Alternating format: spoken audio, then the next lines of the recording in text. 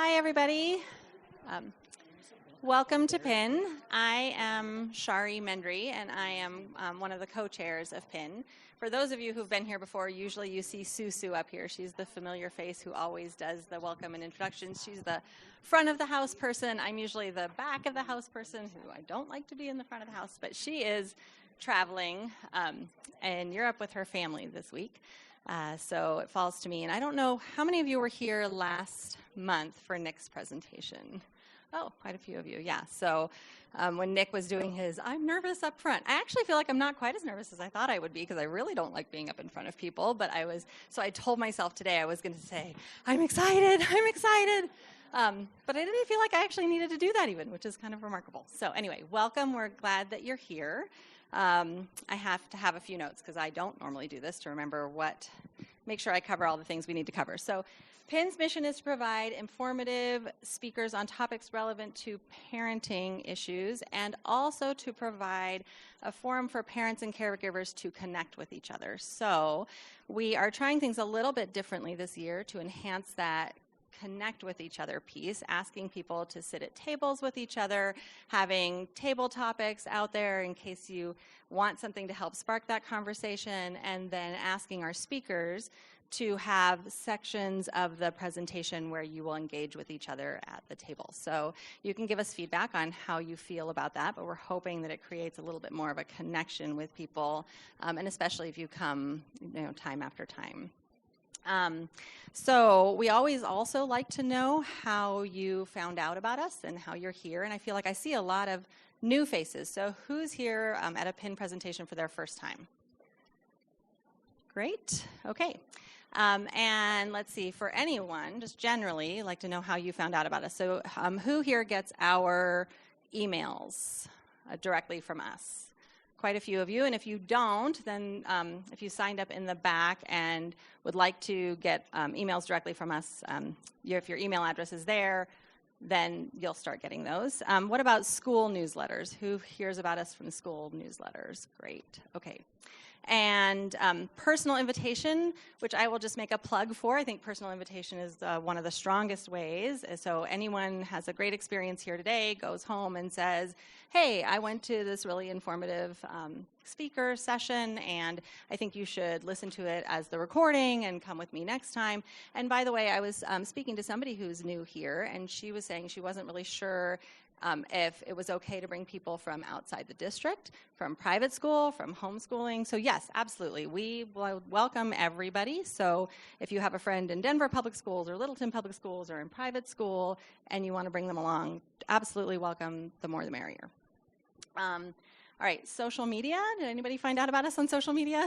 We have trying to grow our presence. It looks like that's not working yet. So and a new thing that we're also trying was some yard signs at a few of the schools. So did anybody find out about us from yard signs? Not yet either. Okay, good to know.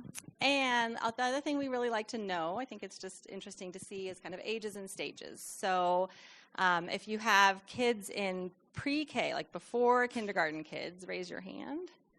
A couple of people with really little ones. All right, and elementary school age kids? Wow, a lot of people with that. Okay, and middle school. All right, high school. And there's sometimes, and Susu is one of those, kids who have flown the coop, who have gone off to college or to whatever the next stage of their life is going to be. Great. Okay. Well, the next presentation will be here on November 1st, and it's going to continue this exploration of relationship. And so it's can't see eye to eye, your kids and you can become conflict fluent. And then for today, another fellow board member of mine, Carrie Lee, is going to introduce today's speaker. Thank you. I just want to say thank you for coming here and just showing how you really care for your kids and your community. I think this talk, I'm just so excited to introduce Lauren Reitzema from the Center for Relationship Education. We have a great organization here in Denver that really cares to teach relationship skills.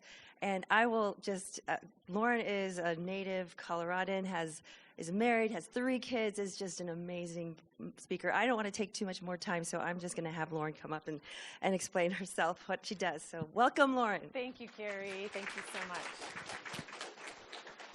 Carrie, if you're a words of affirmation person, you crushed that intro. I know it's caused a lot of stress, and you did a great job. And you said my name right, Reitzema. I always say I'm married Dutch. I actually married up.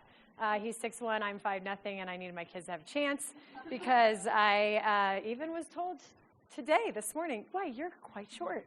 I thought that happened just 10 minutes ago. I thought that's an interesting way to say hello, but I received that because I have learned to embrace my mighty small packaging. So thank you so much for having me today. I am so delighted to be here. I'm a Cherry Creek High School graduate, class of 2000, married a Bruin, but we didn't start dating till after we graduated from college. I dated one of his best friends all the way through high school. I literally have a homecoming picture with us standing next to each other with different dates in his parents' backyard. And I thought, you know what? That's pretty cool that we have this root of Cherry Creek schools. I'm thankful to your Penn Network hospitality that you just mentioned. Please invite other people from other districts because we have done something very tragic and we have moved out of district and I'm raising my kids in Douglas County. So please no judgment, but I have a lot of compassion and passion for Cherry Creek High School. It was a huge part of my life and my upbringing. I actually was raised in Evergreen, so I was a Jeffco kid from kindergarten through 5th grade, and then my parents moved us to Denver when I was going into middle school, and I was enrolled at West Middle School and went there in a sea of crazy amounts of people. And I had come from this little small town, Evergreen, with elk bugling in my backyard, and I knew no one. And I had felt like my parents took us away from everything that we knew and put us into this crazy big pool to just survive, and I loved it. I loved it. I loved it. I've surveyed my kids. If they would let me, I would move them back into district for high school. But I think their community has become their own, and I want to just share a little bit about what happened when I was at school before I get into my vocation. So my sophomore year at Creek, I'm one of 4 kids. My parents had 4 kids under the age of 6 at one time, so busy people. My dad's an Air Force doctor, my mom's an Air Force nurse, and I have USAA, so I'm very thankful for that legacy. But I thought and continued to believe that we had every protective factor that a family's supposed to have all the thriving academics and sports and community.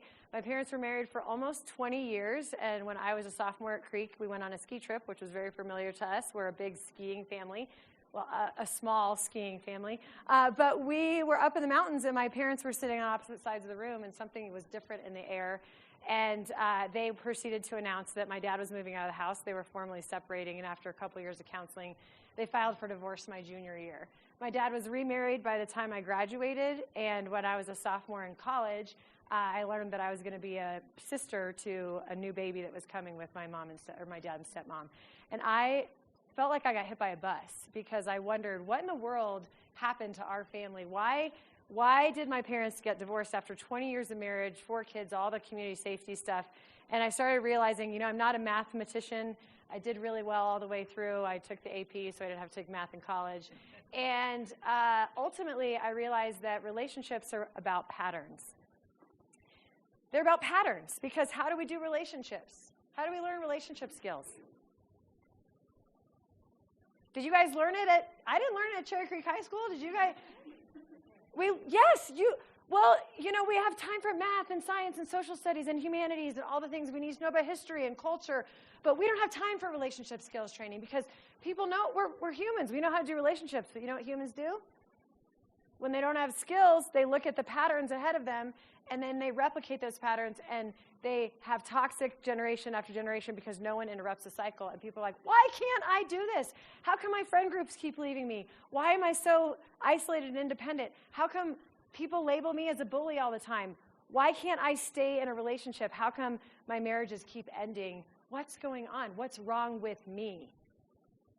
And we're in a generation where marriage is declining rapidly, and people are choosing not to get married because I believe a lot of people in my generation are children of divorce, and they're afraid that marriage is actually going to hurt them. And if they can avoid commitment, then they'll avoid pain. But what's happening is it's not marriage that's the problem. It's people's patterns in relationships, in marriage, that never change. So fast forward, I married somebody who, again, is much taller than me. This is Josh and I on his 40th birthday. I took him on a little diving into a new decade trip and surprised him with a scuba diving trip. And when I walked down the aisle toward this gentleman, so I realized my parents had been divorced. I had grandparents that were divorced, aunts and uncles were divorced, and I was like, something's got to change. But I am not going to be afraid of marriage, because I actually went to college pretty broken, trying to figure out what I wanted to do vocationally, and ended up in an interpersonal communications major, realizing that there's actually science and resources to teach people how to do relationships right and how to do them well. And yet very few people ever get that skill unless they enroll in a vocation like psychology or counseling. But even so, in psychology and counseling, the only people who really seek those services are already in what mode? Distress or crisis. And science and psychology tells us that oftentimes, even though those resources are amazing, I am a totally pro-counsel person. I have volunteered I love counseling. If you're a counselor and you need some pro bono hours, just call me. I'll sit with you. I'll be your client, because I love counseling. It's a good thing, but oftentimes people are not seeing it. There's such a stigma around counseling because no one ever shames you for taking an art class. No one ever shames you for learning how to be an engineer. No one ever shames you for doing a sociology study. But when you say, hey, I want some relationship skills, they're like, oh, what's wrong with you? And we seek to change that. And so I peppered my life with how to do relationships well. It was my major. I then went on to become the Vice President of Strategy and Communications, which is my current vocation at the Center for Relationship Education here in Denver. We're a national agency. We've trained over 15,000 educators, nurses. We're in paramedics and doing first responder work right here in Denver, across the country to do relationships well. It's my pleasure to announce that we do have teachers certified and trained at Cherry Creek High School. So many of your students, if you're a high school parent, are receiving our training in their FACS classes, their family and consumer science classes. If they're not enrolled in that class, tell them to go, because it'll be the best thing that they learn. I'm not afraid of marriage, and I really know that we're doing it well, not because I married the right person, but because we're working on the right patterns. And then these are my three littles, just so you know. I have little Nina Jo. She's the 3-year-old in the front of that picture. I don't know if she's keeping me young or making me old, but she is definitely not the easygoing third that everyone promised me. She's like my hardest kid. If I had her first, she'd be my only. But I love that stinking face. She's adorable. My middle man, Jace, is a 4th grader at American Academy Charter School, and then my daughter is at a classical middle school academy, Leah. She's a 7th grader. So I have no buses, 3 kids at 3 schools, 3 different ages, and I used to judge people like that. And here I am working, trying to connect people. And so this is my motivation, because I want a generation of kids that are not just connected in healthy romantic relationships, but in other types of relationships as well. So I want to ask you guys, before we jump into content, if I were to categorize the relationships that impact our lives on a day-to-day basis, what categories might we put those relationships in? Family, perfect. Professional, coworkers, exactly. What else? Friend groups. There's one more we're missing. Peers would probably be friends, even if they're not. So that friend group or platonic relationship. Teachers would be coworkers or community. Neighbors, peers again. Yourself. Self is a relationship. That's actually not wrong. But you guys are missing the one. You're missing who's the person that made the romantic connection. Usually that's the first one they start. So here we have them. We have family, friends, romantic partners, and coworkers. And romantic partners, that's so funny, because that's usually the first thing. Because where do people typically put relationship skills training? If you were to say, I'm going to relationships class, what do people immediately think? You're going to marriage counseling. Oh, okay. Did I ever say I was married? No. Did I say that I needed counseling? No. I'm speaking hypothetical, because I did say that I was married, so I'm not lying to you. But We do that in it's our subconscious. You know why that is? Do you know the only place that the education system even creates a teeny tiny bit of room for relationship skills training? You know where it is? Sex ed. Oh my gosh, that's problematic. Because we all as humans have relationships with our family, our friends, romantic partners, if you so choose, and coworkers, and I promise you we're not having sex with most of them. So that's the first paradigm shift here in education as parents. We need to start advocating that relationship skills need to not just be reserved for that romantic setting, for that dating relationship. So many of the toxic problems start in platonic friendships, communities, families, and so many people, like myself as a 16-year-old in high school, are sitting on the end of their bed just pleading, wondering, why am I learning so much about math and science and history, and no one's teaching me what's happening in my own household because my parents can't connect? And I was a kid who was I performed at graduation, I was a Maestro singer, I played varsity golf, I had every smile on my face. I knew, as a child of divorce, I knew what divorced kids look like, and I wasn't going to be one of them. And so I pressed in, and I performed, and everyone, all my parents' friends, or my friends' parents would say, why can't you be more like Lauren Kraut? She cleans up after herself when she comes over. She's polite. She says yes, sir, and yes, ma'am. Is she from Texas, right? And then I would go home, and I would say, okay, this performance is getting me through. And I hit a roadblock about my junior year of college where I literally got, and this is not a self-bragging moment, I got my first B in academics my entire life, my junior year of college. It was the only B I ever got. And I could hardly get over it because I had put so much of my identity in performing my way out of the grief that I was feeling that I felt like I had failed. And I had a sweet, amazing Southern mentor. I went to TCU, go Frogs. Anybody watch the Ohio game? We crushed it. Oklahoma, actually, OU. Ohio's a couple weeks from now. But in TCU, I met this wonderful woman who said, do you realize that you're not defined by your performance? And I said, no, because Cherry Creek School District is a school district of excellence. And my parents are Air Force Academy graduates. And we fold our beds with hospital corners. And all of those things are good, but I lacked the emotional safety to just ask some hard questions of, what does it look like to grieve? How do I set my life up for success? So here's what happens. When you experience these types of relationships, and none of us can get away from them as humans, and all of a sudden we expose stress, trauma, or hurt, or all three. What are the things that you see your students, your kiddos, your communities, your peers, our adult friends?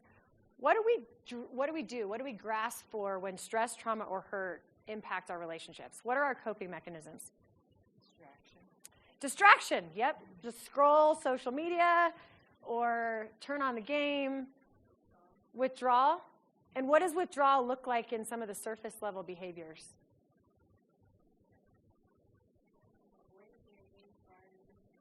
Yeah. Shutting down and disconnecting, right? And that disconnect can actually manifest in high school age groups. A lot of people, say, now when you went to the homecoming party and you had that Keystone Light, were you just trying to, elevate the palate of the burger and the fries you were having? Or did you have a nice cab with your pasta? No. Why do you drink in high school?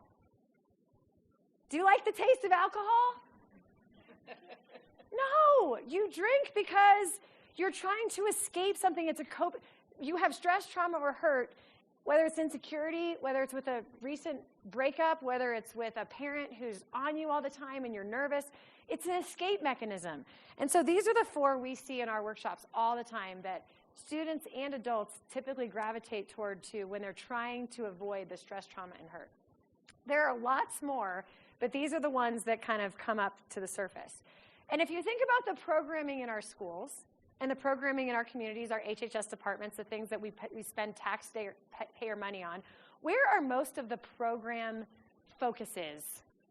On the health and wellness side of behavioral management? Where do we put our resources? Yes, we have an anti-bullying program. We have a don't have sex program. We have don't do drugs program. By the way, DARE is the most federally funded failure in society. And that was proven with longitudinal study. I'm a DARE kid. I actually did just say no, but I guess for other people it didn't work. I still have the t-shirt from 1993, right? And it was a wonderful brand, but you know why DARE didn't work? Does anyone know why it didn't work? $1 billion of government money poured into this anti-drug program. Yes? There's no alternative to saying no. What do you do after no? Yes, it was extrinsically motivated. It said, what, don't say, just say no. It wasn't a root cause approach. Because why were they saying yes in the first place?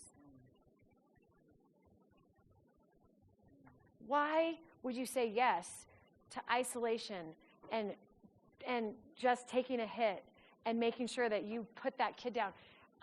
In one of my not so proud moments, I actually voted, those cafeteria tables that were limited to 8 and you get yelled at, and I don't get in trouble at school. You get yelled at if you have 9 girls. So guess what I did in middle school? West Middle School. We had a little survivor meeting, and we voted a girl off the island table that was a dear friend of ours because we needed a seat. And we were insecure, and we couldn't have the conversation to say, let's just rotate. Let's make 16 friends, because we didn't have the skills to do that. And so we, in our stress of where am I going to sit, bullied other people to make us feel better. No one has a program for that.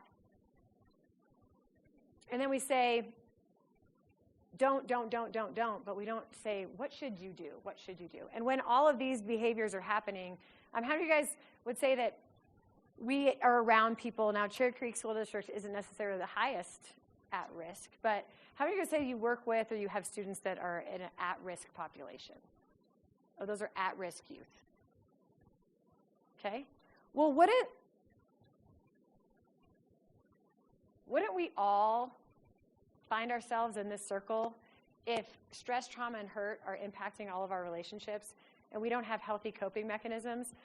And then we start those unhealthy coping mechanisms and we don't have a way out, and so our risks are high.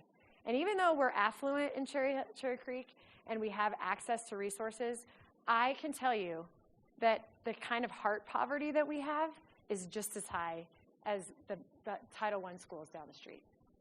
I promise you, there are kids like me winning state championships, getting straight A's, becoming peer counselors, whose hearts are falling apart in those big brick houses, and no one even knows.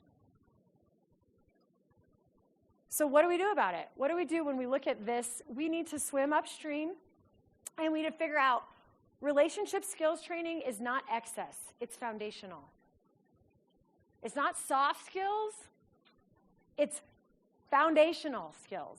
They're essential skills for life success.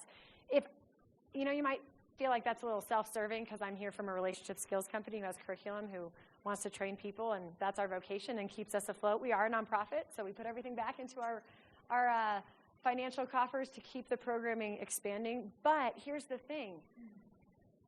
We have to stop this dismissal of relationship skills because it is the core issue. It is the disconnect. And people everywhere are struggling from disconnection and misconnection. And their health, their finances, their communities, their literacy rates, their truancy, all of that is connected to the power of relationships. And if you don't believe me, Harvard actually says so. And if Harvard says it, then it goes in the literature books. But to this day, the longest longitudinal research study ever conducted was 75 years. It's called the Harvard Happiness Study. You can Google it. There's a great TED Talk about it, and I really encourage you to watch it, because if you think about what culture and what people tell our kids and what we tell our children about what makes you happy, they're getting messages like, find the right job, right? Buy the boat, get the Tesla, do the stuff, never disappoint, get straight A's, all of that, and you're going to be happy and content. And Harvard went out to seek out if this were actually true. Does work and financial gain and some sort of prestige in the community, does that make you happy? And they actually followed 15 people for 75 years, from the moment they enrolled in Harvard College all the way until they died. And instead of just surveying them, they actually went into their homes, they scanned their brains, they checked their medical records, they interviewed their spouses and their partners. And do you know what they found at the end of this 75-year, very expensive, very invasive study? That the quality of connection in relationship is the only thing that people cared about for contentment or happiness. You can prove happiness, and it's not sold to us in which kind of car we drive. It's our connections. And you think about a cell phone, we're the most connected generation we've ever been. It's a lie. Because that phone has every age and every stage of life disconnected and addicted to the same chemistry of dopamine and serotonin and all those feel-good hormones. There are people in IT and programming that it's their job to addict your brain to those patterns of false dopamine and give you those hits so that you stay involved and engaged in the phone. And we need to put the phone down and reclaim real FaceTime. I've made a decision in our company, we do not do virtual certification trainings. And people everywhere are mad at me.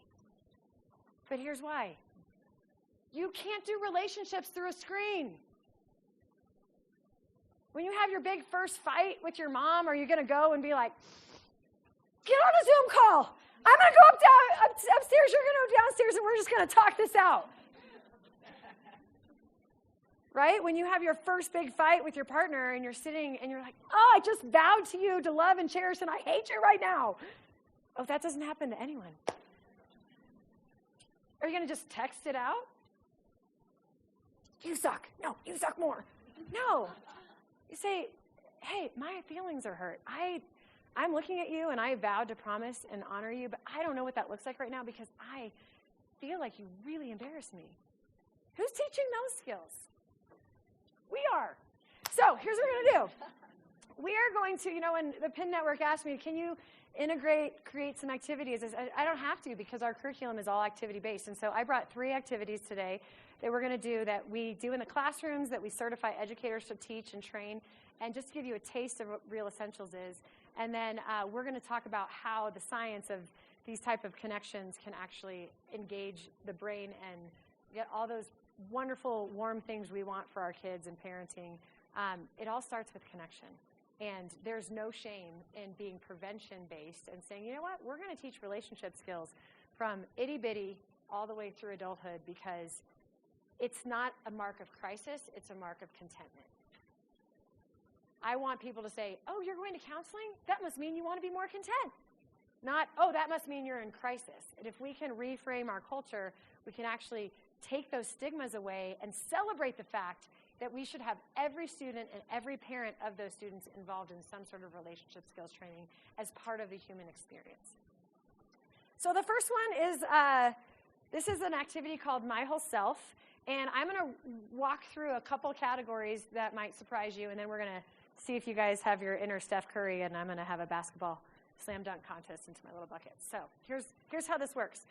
If I say the word intimacy, you think, thank you, say it out loud. Intimacy equals? Sex. Wrong. Actually, sex is a very small part of the intimate human experience, but intimacy is actually necessary and should be nurtured in every relationship. I'm in a relationship with you right now. We already talked about that. It's not happening, right? So we need to reframe. Why do you think that we say intimacy and you say sex? Where does that come from? Have you been to the intimate apparel section at Nordstrom's lately? It's not your athletic wear. Although I'm really hoping with a 12-year-old daughter that this whole crop top fad is I want big baggy flannels, bring back Abercrombie, but put the clothes back on, right? I don't want, that's a whole nother talk. But intimacy is not sex. Intimacy is, this is the way I like to say it. If you guys, do you have a pen? Does anyone have a pen? We're going to play a game of Mad Gap. So So on your piece of paper, I want you to write these syllables, and then we're going to say it out loud. Ready? I-N space T-O space I-N space T-O space M-E space S-E-E. Now read that really fast. Intimacy. Intimacy. Intimacy is actually letting someone in a relationship see a part of your soul, your heart, your fears, your passion in a way that you don't let other people see. Now, there are different levels of intimacy. You should have different intimacy with the King Soopers clerk than you do with your husband. That's a good best practice. But you still should have good intimacy with your neighbors. You should have intimacy with your children. You should have intimacy with your teachers, your students' teachers. And that does not mean you should be having sex, please. So if we're going to redefine intimacy, let's look at the 6 categories that we want to talk about. The first one is physical. And this is just the way you engage with your physicality. So this could be a handshake, a hug, a high five. I'm going to be physically intimate with my friend Carrie, right? That's totally appropriate. You come and do a little shoulder rub, a little back scratch. Those are all physically intimate things. And sex does fall into that category in a romantic partnership. The next bucket actually starts with I. I'm going to have you guys guess what that might mean.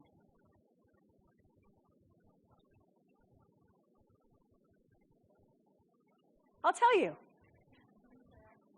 Intellectual. Now that sounds real sexy, right?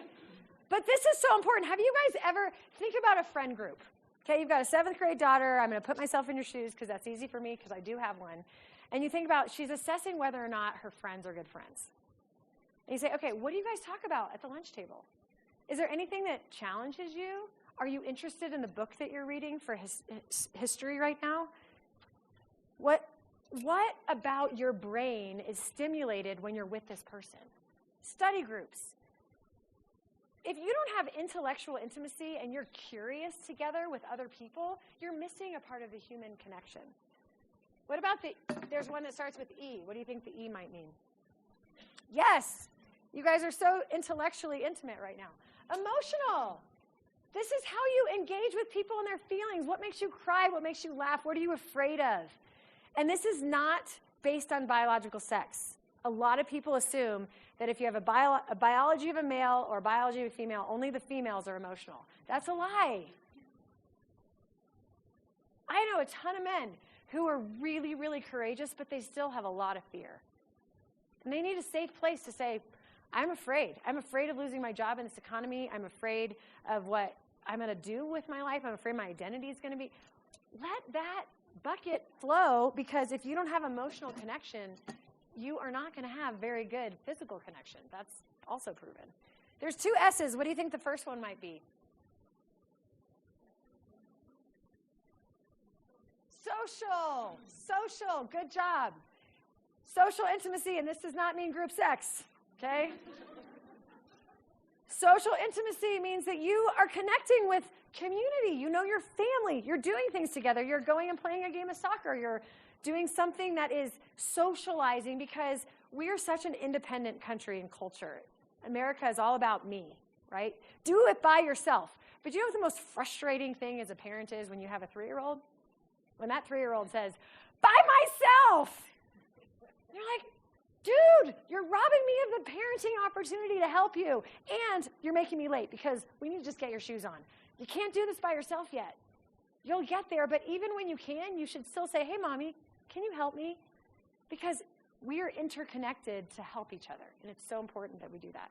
So social, the next one, another S, type of intimacy you might not think about. I'll give it to you. Spiritual.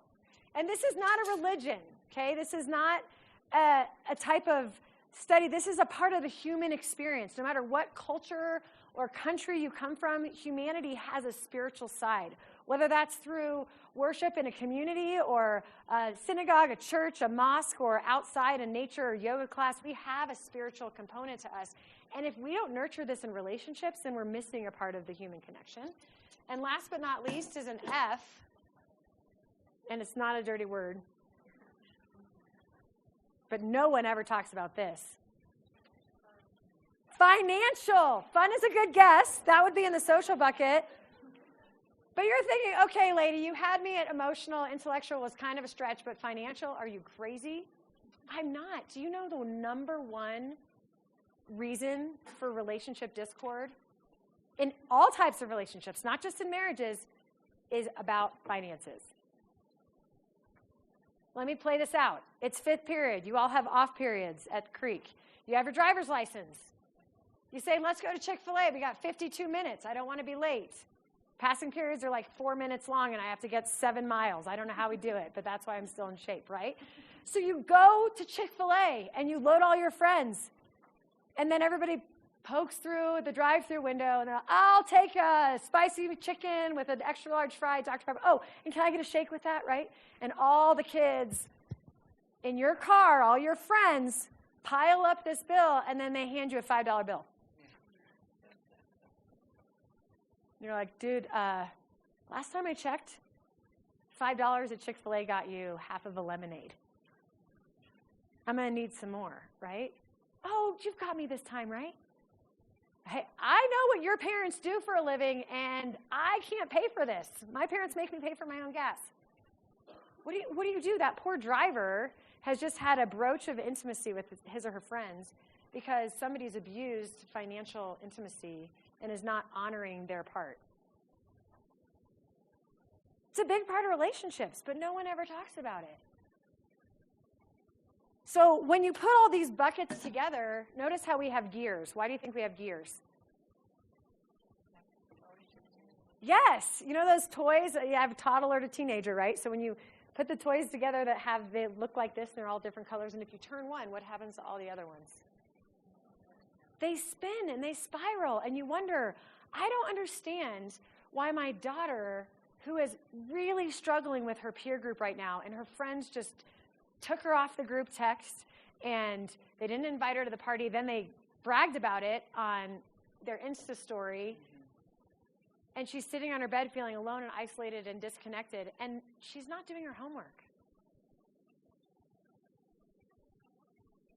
Because the intimacy has been broken in her social bucket, and it's affecting her emotions, her intellect, her physicality, her spirituality, her financial. All of us, this is whole person health. And if we try and, this is what we try and do. Well, we'll just, we'll just really focus on school.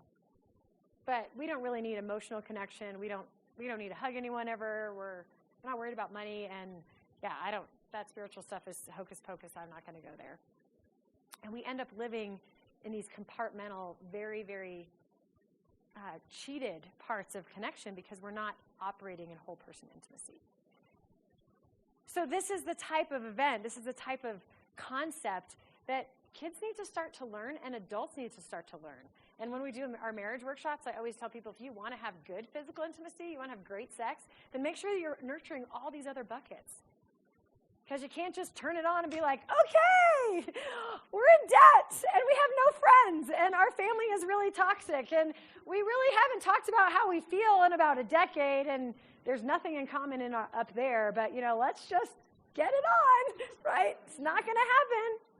So if you're coming for your kids, just take that as a bonus for if you are married, to try and nurture these 6 types of intimacy so that you can really have whole person connection. So here's how we're going to connect the dots. On your tables, there are some little pieces of paper, and they're marked with these categories. If somebody can maybe hold them up so you can see them. They're all different, and so what I want us to do is I want us to translate this idea into actual content. For the concept might be there, but how do you actually practice this? How do we make it a skill, okay? So if there's not enough for everybody on the table, it's okay. We're just going to do a couple examples. Those are for something different, so let me get you guys some. By the way, I have some extras, so Carrie's going to come pass them out. So just take one. Doesn't matter what category it is. And I want you guys to connect with a tangible action that you could make in any of your relationships that would nurture this type of intimacy in your relationship. So let's do one together. If you have social in front of you, what could you write down on that piece of paper that would nurture and fill the bucket of social intimacy in a friendship or in a relationship? What could you do? Yes, I love it. Go have coffee with a friend and then Star Weekly. So you're going to write that down on your social bucket. And then what I'm going to do is I'm going to float the room here and become a little basketball hoop. And I want you guys to stand up and give me your best Steph Curry slam dunk, okay? And you're going to crumble it up into a little ball. And this is what we do in the classroom, too, because Real Essentials is very, it's science-based and evidence-based in its practices. And if you can translate the content through actual physicality with an activity, the kids are going to get it, and they're going to remember it, and it doesn't become a lecture. So go ahead and write an example. And then here's actually what I'd love to do to involve you guys, if you don't mind. If you want to pass, you can, because I hardly know you, so that wouldn't be fair. But if I give you guys one of these buckets, can you, this one would be emotional, for example. Can you guys just float with me and we'll become basketball hoops and everybody can just go slam because it'll help with the time and it'll make us all.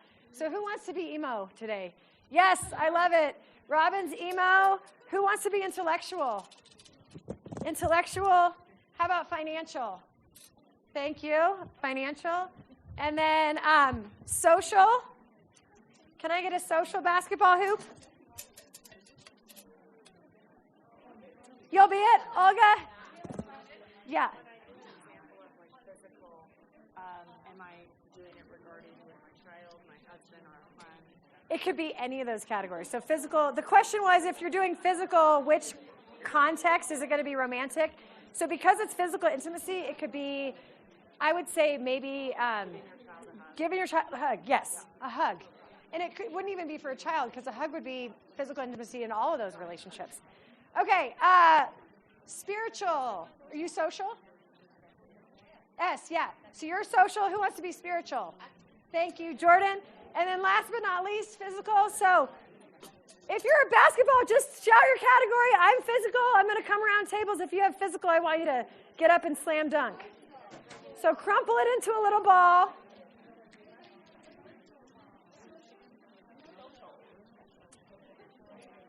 Any physicals out there? Oh, look at that. She's even... Are you physical? Okay, I need a slam dunk. Slam dunk. Here we go. Yes! Oh, it came out. It ricocheted. Let's try that again. There we go. I love it. Where'd it go? Ricochet. There we go. Too much. Any physical? Physical.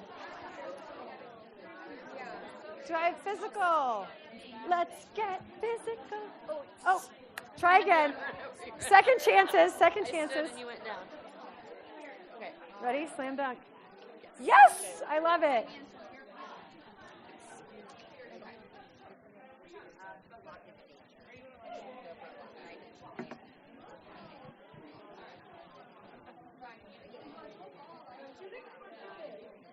Love it.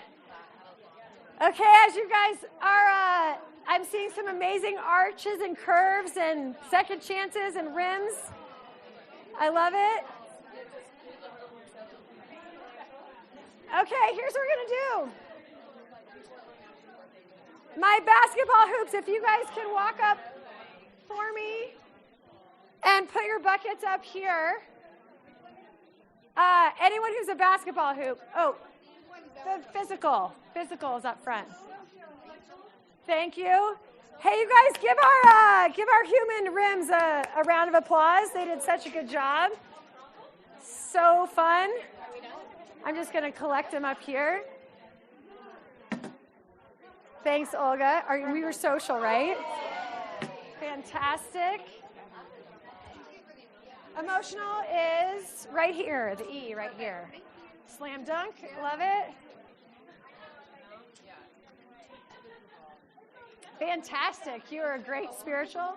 Emotional's up here. Okay, let's get, we have intellectual.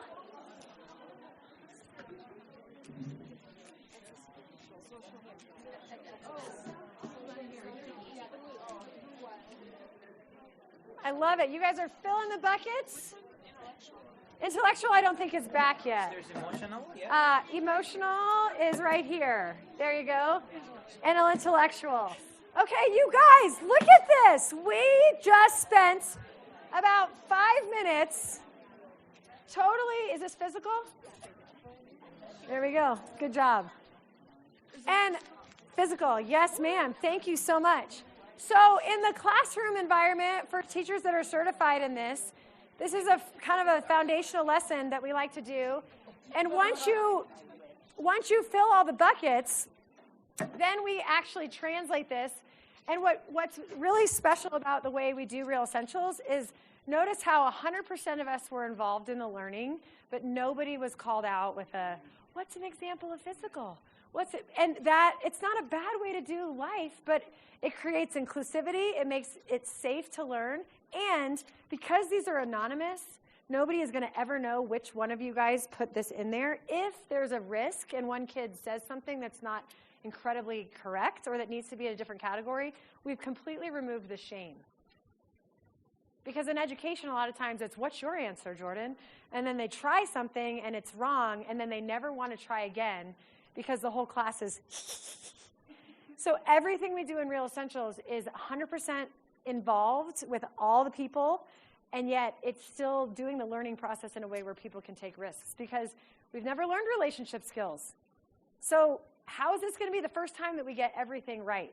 So then you just take it as, a teacher would, and you uncrumble it, and we have a worksheet that the teachers would prepare in advance, and in physical, and then you read a couple examples. This one says, give a handshake.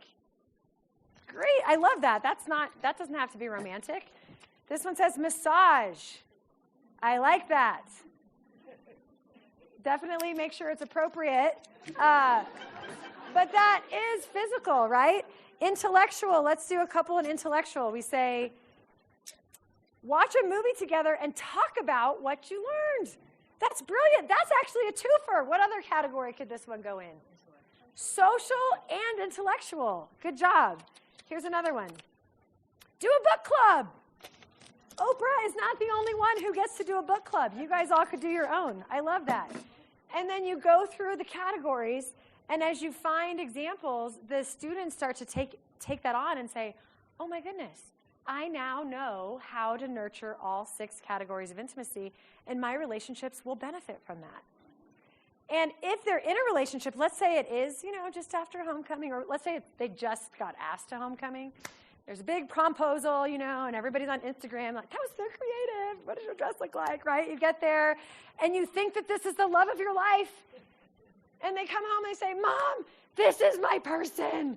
I'm going to marry them.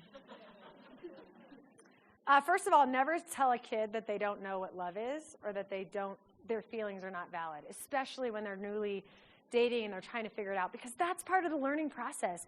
Say, hey, it sounds like you're really into this person. Let's talk about it. Let's look at the different types of connection that you have with this person, and tell me about their emotions. Are they steadfast? Are they kind to other people? Are they really angry? If they are angry, what are they angry about? Hey, what's their social group like? What kind of family do they come from? Did they pay for your Chick-fil-A? Are they in AP classes with you? Right? And then they're like, no. Is he a good kisser? Yeah. Okay. Well, here's what I know. You guys have good physical intimacy, but that's all you got. And this relationship is going to be like a 1-cylinder engine. You're going to get to, Quebec and C470, and then you're going to die. But if you really want to nurture how to develop relationships, use this as friends, use this as a peer, use this as family. Hey, I check in with my kids. They're probably going to need therapy because of the therapy I do on them. But the idea of, hey, sweetheart, I really want to have whole person connection with you. Do you feel like we're doing enough to financial intimacy with my daughter? She just got a babysitting gig, and she's crushing it, and she's making more money than I am. And I'm like, okay, what do we do with this? Let's talk about financial intimacy. And do you want to save any of it? Do you want to give it away? Is there anything you want to? Is there anything that you want to save for? And we're talking about those financial connections, and giving her the skills to do it, and it's increasing our relationship connection and our satisfaction. So that's called My Whole Self. It's a model of what we do in the classroom, and it's one of the many, many lessons that Real Essentials has to offer, and I'm delighted to get to share it with you today. So thanks for participating. This next one we're going to go through real quickly and just have some takeaways. It's called Healthy People Ask. And for this exercise, I have, so we have a student version and an adult version. Because I know I'm talking to adults here, I brought the more adult version, so it's totally appropriate, but it has questions that you wouldn't necessarily see in a high school classroom. But you have, some of you, we don't have one for every single person, but we have kind of these red and green cards. And here's what I want you to do. I'm going to put a question up on the screen, and I just want you to face the green toward me if you would say, absolutely, I would ask for help in this situation. No questions asked. Help, help, help, right? If you're say, I got it, I'm on my own, I want you to give me the red.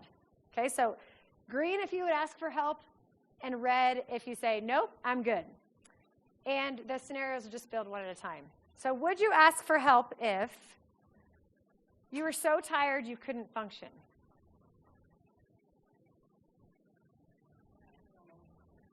And if you're unsure, just do the little wave, okay?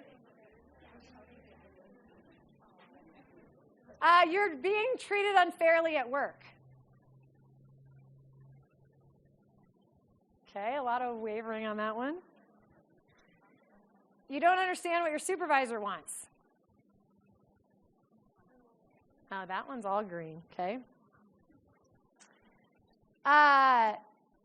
You feel like, sorry, I double-clicked. You feel like your partner might have a drinking problem.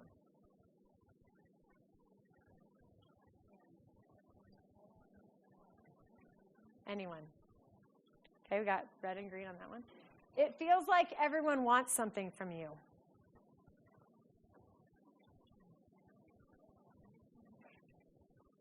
The person you're seeing is threatening you.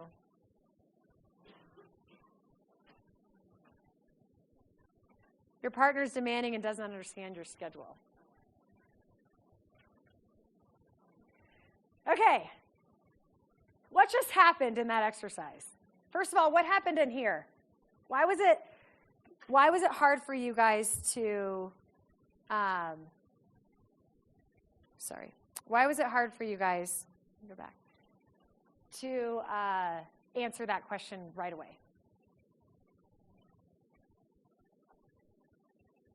Yes.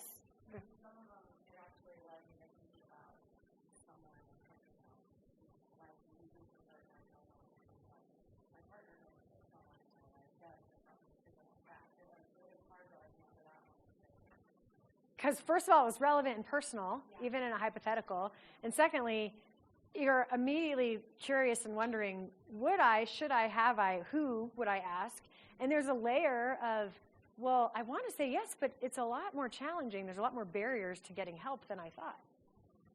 Why else were you guys, in those ones that were waffling, we saw a lot of this. You know, it's like, yeah, Heather. What would be the solution? Does someone else have a solution, or do I need to? Yeah. What would be the solution? And is there risk involved in that solution? And is it going to take time? And I'm actually a really capable person. So why would I need somebody? I got this. Yeah. And that is very, especially in a culture of excellence, your kids feel that every day. That's the dark side of excellence. Is if I ask for help, I immediately go into the shame cycle. Because my math teacher will know that I'm struggling and I'm supposed to have it all. Or my parents will know that I actually started dating someone because this person is really abusive and aggressive, but I'm not allowed to introduce that person. My dad would kill me. Or I'm supposed to know everything. People come to me for help. If I say that I need something, then I've lost all credibility. And ultimately, this is a speed cycle of this one because I want to do one more activity, is the fact that healthy people ask means that healthy people ask for help. We can't live life without ever seeking out the resources that we have. And yet we don't train and model celebrating needing help. Well, this is how we do it. Oh my gosh, I had to go in for help today. I'm short, and I don't even ask for help to get the things out of the cabinet. Like, my 6'1" husband is sitting there drinking his coffee. I need the cereal box. I got my high heels on, and I'm like pushing this, step stool, climbing, do a little Colorado landscape, mountain climb to get up on this chair. And he's just looking at me like, babe, you need a hand? I'm like, I'm a strong, independent woman. Don't ask to help me. But you know what that does to our relationships? It's pride. Now let me ask you this question. How many of you, if asked for help, would do so with joy, with excitement, and with a sense of gratitude in your heart? What does that tell us? People want to help, and they want to help you. So let's stop being prideful and pushing the chair and reaching up and risking our ankle injury when you've got somebody right there who was born a lot taller than I am. I haven't verified that. He probably was born around the same length. He grew. Yes, Olga. Bonus question. Here's what I know in the relationship skills field. That if you didn't need each other, you shouldn't be married. And so having a conversation, a quick open-ended conversation, say, you know what? Here's what drew us together. This is what I love about you and how you serve me. And these are the things that I really am bad at. And these are the things that I see you're really good at. Is there anything in your world right now that I could help you with? Because I think especially in a male brain wiring and some of the negative stereotypes about what they're supposed to do, that if they stop and say, hey, can I get some assistance with something, it shows a weakness in them. But man, to give permission to your partner and say, I want to help you. And it doesn't make me bitter. And it doesn't make me disgruntled. And here are some of the things I love doing. And here's a list that I would rather you not ask me. Right? And then try it and say, that felt so fun to help each other. Because I promise, I just officiated a wedding, actually, a couple weeks ago, and it was for a Crete graduate who I used to babysit for. It was a really special event. And one of the things I integrated in the ceremony is if you didn't need each other, if there weren't things you could help each other with, then just live life independently. Because relationship, even in friendship, isn't about having it all together. It's about needing each other. Now, codependence and enmeshment, all of that, another workshop. But in a healthy balance, we need to have need. And we need to say, this is what I love to do to help you, and is there anything I can help you need help from me with? And so one of those sound bites that's in the book that I'll share with you at the end of this is healthy people ask. Healthy people ask for what they need. And I have mastered this because with 3 kids at 3 schools in 3 different life stages and no buses, if I didn't do this well and relearn the patterns that were taught to me, I'd be dead right now. I don't know how I'd be here. But I asked my mother-in-law this morning, can you take Nina to preschool because I've got an early PIN meeting and it's pretty far away, and I just want to, leave room to go to Dutch Bros. Can you make sure that my daughter gets to preschool? And I actually said, I don't want to be a burden. And you know what she said to me? I love my grandbaby. Thanks for asking me. If you were a burden, I would tell you. So healthy people ask for what they need. Why do we waver? That's one of the things we teach the kids.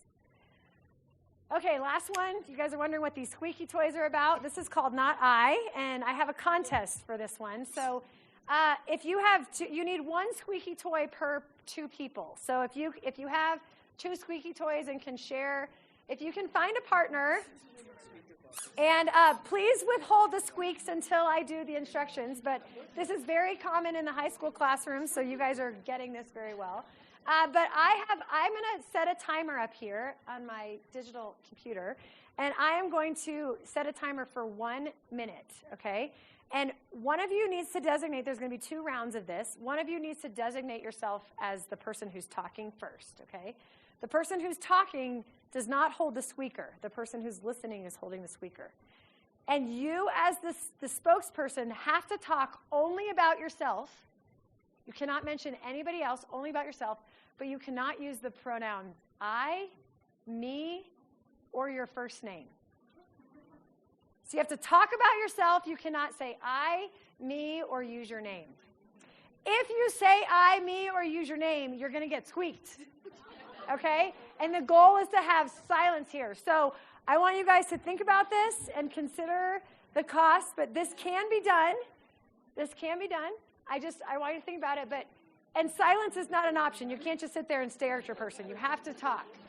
So I, me, or your name. So I can't say Lauren likes to play golf. Lauren is a mom of 3. I have to say other things without I, me, or your name, okay? So go ahead and decide who's going to be the speaker and who's going to be the squeaker.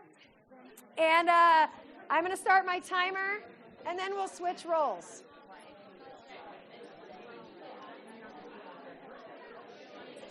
Okay, everybody look up here. The clock is going to start in 1 second. Who needs a squeaker? I have some more up here, too. Is anyone without a squeaker? The things you don't say at work every day. Okay.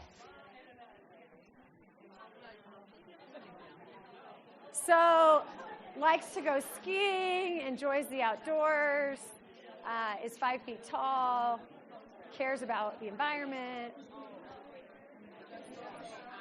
Yep, don't say I, me, or your name. Okay, here goes the timer. Ready? On your mark, get set, start talking. Go ahead.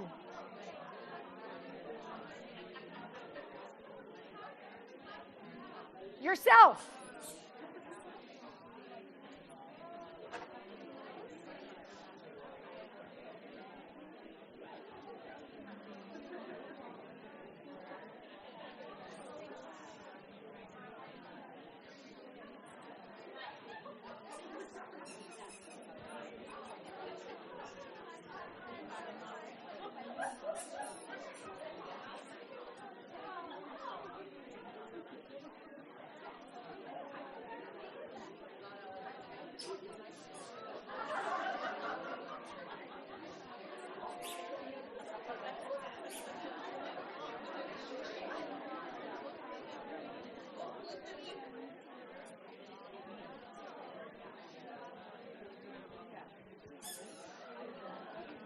Okay, stop, time out. Good job. Shh.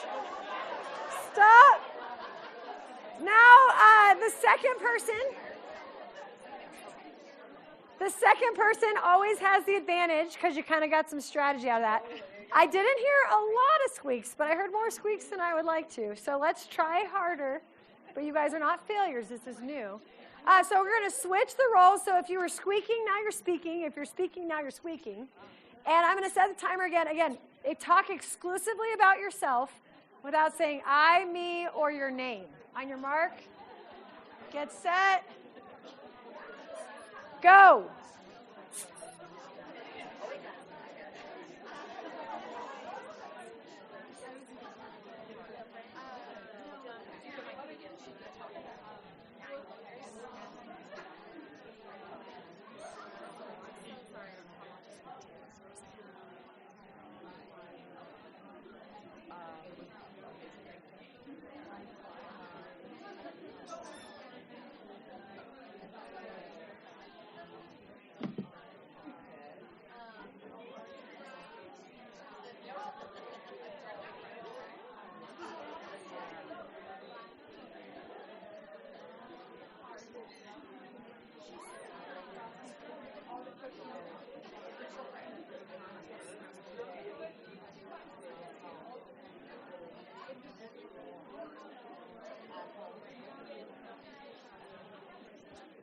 Okay, time is up. Put your squeakers down.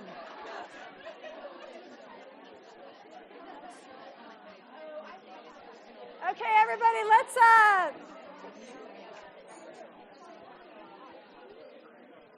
I love this. You guys do a really good job modeling what we see in high school classrooms. So continue talking, and I'll just catch up. No, awesome. Let's unpack this real quick. Now, how many of you guys found like you found a method that made you successful? What did you have to do as the speaker to be successful at this task? Okay, fantastic. Leave grammar at the door and just say biking, skiing, short, right? And just get rid of all the complete sentences. What else did you have to do? Okay, so find a different tense and consider a new angle to reframe so that you can describe yourself without being personal. Okay, and explain. So present tense narrative. How is that helpful for you?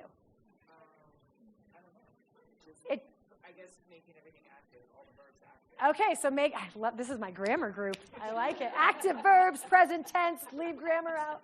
Yes, ma'am. This paper, we had so much fun. We talked in Chinese. Oh, you changed the language. When I first started sharing using English and started running to me with I, me, or name or something, but when Domain started sharing, you said, just speak Chinese. There's something to totally avoid. I love it. Creative problem solving. That is so great. Fantastic. I wish I spoke Mandarin. I do not. I would have failed that miserably. What else? Yes? It's not very factual. Okay. Yes, it's data-driven. You have a clear head. It's not, the emotions don't get involved. Okay, I have a question for you all. How would you have performed in this task if we were all drunk?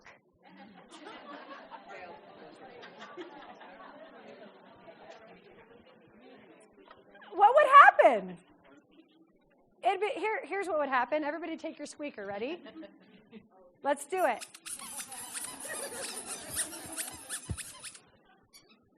And this is this is our play on relationship skills training, the DARE version, successful, round 2, is that this is one of the modules that we bring in to talk about the intentionality of making decisions and setting a goal, and then really, really working hard and creatively and with focus to meet that goal. And then all of a sudden, we put substances in our body and we get squeaked. And we fall apart. And we really, really look back and we say, I really wanted to make the varsity team. And I've worked so hard. I've been working out with my dad in the garage this summer. I've been hiring some coaches. But man, I went to the party the night before and it was really fun. And I showed up and I did not perform at the tryout. You might have gotten squeaked, and it's not because you're a bad kid. It's not because you can't make decisions. It's because substances do that to our brain. They take our dreams and our goals, and then they cloud them in a way that we can't have clarity. And if those goals and dreams involve people and connection and friendships and relationships and social media and publicity, it can put us on a path where we're far from our dreams. So what can you do? What barriers, what safeguards can you put around your life, put around your decision-making, put around your peer group so that you don't get squeaked? Because all of us are capable of talking about ourselves without saying I when we have a plan. But as soon as that plan gets cloudy and muddled by the substances that we are drawn to, it's not that it makes you bad. It's not that it ruins your life and your brain is an egg, but you might actually miss an opportunity to succeed at something you really care about winning. And that's called not I. So do you see how we take really fun, activity-based learning, memorable things? They take a short amount of time, but then we actually connect it to real, relevant, and reliable topics that impact relationships, that impact communities, that impact families. And it's very important. Our curriculum is called Real Essentials because relationships are essential for the life success of our future and our present society. So I am so grateful to all of you guys for inviting me in, and I want to spend the next couple minutes, I'm going to open myself up for Q&A. We can process some of these activities. And I also just wanted to share, Carrie asked me to do this. This is not self-fulfilling. I had no intention, but I have had the opportunity to author 2 books. And the first one came out of a speaking engagement that I was doing in my adult life about the process of blending a family after divorce when I was a kid, and really bringing my perspective to the table, that it had nothing to do with my step-parents, it had nothing to do with my parents, and it had everything to do with my process of learning how to re-identify as a kid who, packed a suitcase to go home. And so if you have been divorced, if you're in a blended family, if you know people who are divorcing or kids who are going back and forth that just happen to be in your carpool and you just want a resource to connect with the heart of that child, this is called In Their Shoes, and it is really personal but really powerful, and it connects you. I actually talk a little bit about the Cherry Creek High School and Columbine 5A state championship football game, which we lost, but I felt like I was torn because it was right after that absolutely horrific act of violence, and I felt awful for wanting my team to win, but I needed Columbine to win too, and I had to choose a side, and that's how a child of divorce feels, is I want my mom, my dad to be happy, but I can't win. There's not a win here, and those types of metaphors and stories will just be compelling. So if that's relevant to you, it's on Amazon, but I'm offering a discount today back there with the Pin Ladies. And then also, this is called Relationship Essentials. Skills to feel heard, fight fair, and set boundaries in all areas of life. And I actually used physical tools like a hammer and a tape measure and a power drill and connected them with some of these skills that we teach at our company so that you can have a toolbox of relationship connection. And this can be applied in all facets of life. It's not romantic. It's not family. It's you could use it with your kids. So this is just a great 10 tools resource for healthy connection. And Carrie, I'm going to do that because you told me to. But I am not here to do books. I'm here to make sure that you guys have relationship skills resources and feel empowered to connect better in your family, friends, romantic relationships, and in your co-working spaces. So I'm going to open it for Q&A and just say thank you guys for having me.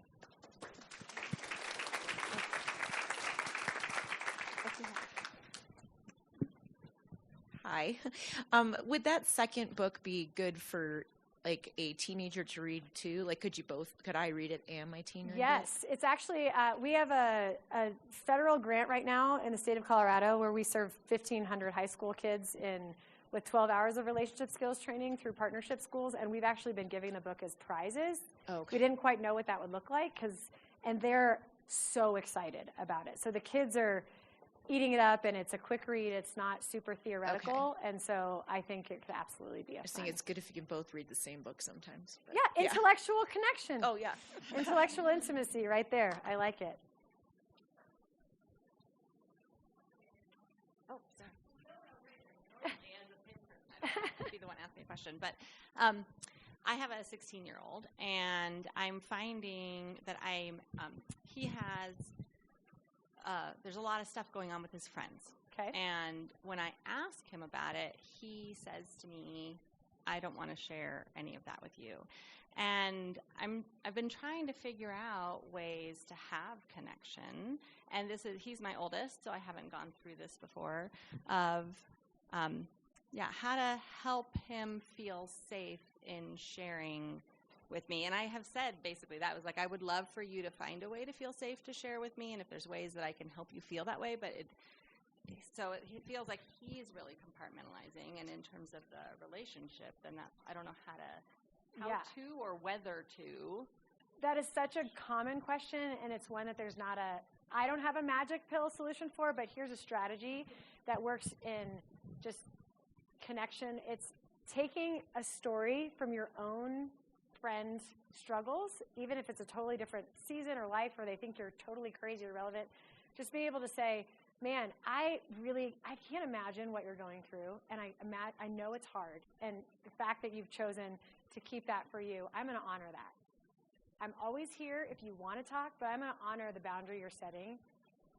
I remember a time when I kicked a 7th grade girl out of a lunch table, and I still carry the weight of that because I was so insecure that I just was afraid to fit in, and I realized that it made me, act this way. And so even though we were raised in different generations, I understand how it might feel to feel alone in this, and I know you're a kid who loves to be connected with your friends, and it really sucks that they're leaving you out. Like, whatever it is, so honor their boundary, share your own story, and then invite empathy. And eventually, if you've created that space, they can't stay quiet forever. Just always show up. I remember during the divorce, my mom used to sit on the end of my bed. Made me so mad. It was every night. I'm 17 years old. I'm like, get out of my room, right? But she would just sit on the end of my bed, and she would read. And she just she's like, if there's anything you want to talk about, I'm going to be here till 9:30. And most of the time, I just gave her silent treatment. But every once in a while, that was our space where I just felt safe to say, yeah, actually, there is something that I want. Will you just repeat those then? The honor the boundary, empathize, and invite. And invite them in when they're ready. Thank you. Yeah, if you keep pressing and pressing and pressing, they're going to keep retracting and retracting and retracting. And when you can say, like, cool, I give you power to set that boundary. And they're going to wait, but you're supposed to tell me, you're supposed to follow me around. And then you surprise them, and it's like reverse psychology. Great question. Hi, Laura. Thank you very much. It's a great topic. I love it. So I just wondering if you can share, any best practice for the two gears, like, financial and then emotion. I think, in my family or, I just wonder, maybe these two, I really love to learn more about it. So do you have any practice? So that's great. So one of the things, depending on the ages of your kids for the emotional gear, one thing we find that works really well is to tap into the emoji index of your kid's phone or their computer, and then pick one that you have no idea what you think that facial expression looks like, and then just at dinner or something, just like, hey, what does this emoji actually feel like or look like with your friend? How would you use this if you ever texted it? And then let them talk about it in the context of other, and then just say, have you ever felt that way? So using the technology for your advantage and letting them contextualize the emotion. Don't be okay with words like fine, tired, and pissed, right? There's thousands of emotions. One of the lessons that we have is called feeling words, and I think it has 500 words. That becomes a vocabulary lesson where you can look up what the word means and just ask how it feels, and it's great SAT prep as well. So anytime that you're talking about one of the gears, you can always detach it from personal. That's really helpful. And just say, oh my gosh, I experienced this emotion at work today from a coworker, and it was crazy, right? And then be like, what do you mean, Mom? And let it depersonalize, and then say, has that ever happened to you? And just it becomes other focused, and then you're focused. And then as far as financial, just asking the question, how does it impact your heart? Don't say things like, how does it impact your feelings? What's your psychological analysis? Because it's above them. But how does it impact your heart when people expect you to pay for things that you didn't buy? Or when somebody breaks something that's important to you? Does that have any impact on you? And if so, do you know that has to do with your value of finances and money and work ethic? And then just honor them when they're able to say, man, I saved for this and I bought it, and then maybe you're using that financial literacy as a gift of connection. Because bitterness, resentment, and fear are usually the three emotions that are tied to financial intimacy. So if you can actually speak those out loud and say, I was annoyed, I was bitter, I was angry that I had to pay for the 15 girls. I do a lot of mentoring, and so these girls, hey, you want to go to Starbucks? And they all order, caramel crunch frappuccinos. And then they stare at me, and I said, excuse me, you guys all have parents that put money in your wallet. You're buying your coffee with that money. I'm not going to pay for this. And it's not my stinginess. It's just financial intimacy. You set boundaries. Yes. This is embarrassing on a microphone. I'm like terrible about reading books because I'm just too busy and then I crash. Does your organization or center ever have like for example, like I went to a Love and Logic seminar once and it just helps me to like sit down and be there and focus. Do you guys have a sort of like newsletter or mailing list we could be on to like maybe sign up for any of those things? So it's a great question. We actually are a curriculum and certification company in our design because direct services are really hard to keep up with. However, we do, first thing I'll say is there is an audiobook for Relationship Essentials if that's helpful for you while you're jogging or running or if you're a runner.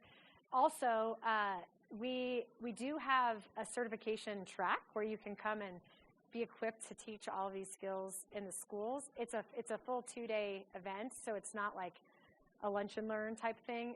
But we have a lot of partner agencies that teach with our stuff that might do those direct services. So I've tried to stay central to our certification model just because we can't keep up with the direct services, but you can invite us in for a speaker fee to do a parent event or things like that. Yeah, okay. And so your model is like Love and Logic where someone gets certified to go out and teach those classes. Exactly.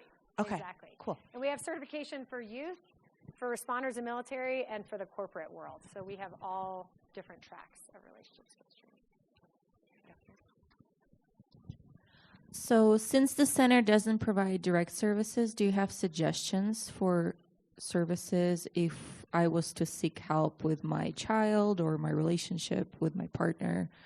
Maybe suggested centers, not like DARE, right? Yeah. So somebody who's successful and can assist with questions. I would never fear the counseling world. A lot of counselors are more skills-based and more, but I would find one that had a prevention focus and maybe even is willing to meet at a coffee shop or outside or come to your, because I think that whole stigma of walking in and having the couch and then the couples retreat, script in your head is not helpful. And then also being able, I will say, if you are veteran status, military, or emergency responder, or married to one, we do have a direct service marriage retreat grant right now where we pay for everything for a 3-day intensive skills weekend. We do 6 of them a year, and they're like a $2,500 sticker price, but we pay for everything because of our grant. So I wish we could provide that to the civilians. We just don't have the funding for it. But I would say starting small with just, oh my gosh, I went to Penn, and there's this great little resource, and maybe those 10 tools you start just talking about the tools summary as a couple.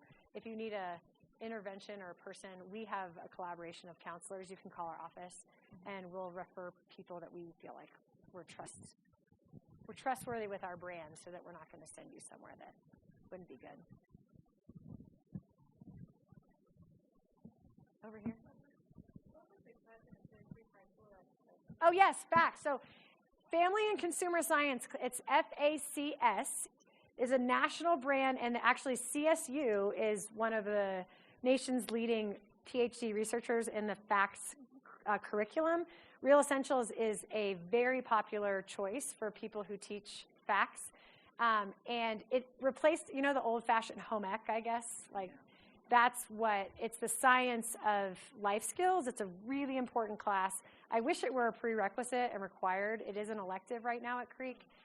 But our relationships class actually started, we have a long-standing relationship with a FACS teacher at Creek, and we've been doing services there for a decade plus. So it's exciting to me, but we definitely have some growing room with 900 plus in a class. I want every kid to have access to Real Essentials. It's called Real Essentials is our program, but the class that we teach it in is FACS, F-A-C-S. Family and Consumer Sciences. Yes, it's an elective, so they have mixed grades in that class. I believe so. Yeah, I think it's a full year class. Maybe. I have to check on that because I haven't been in FACS for a long time. You're welcome.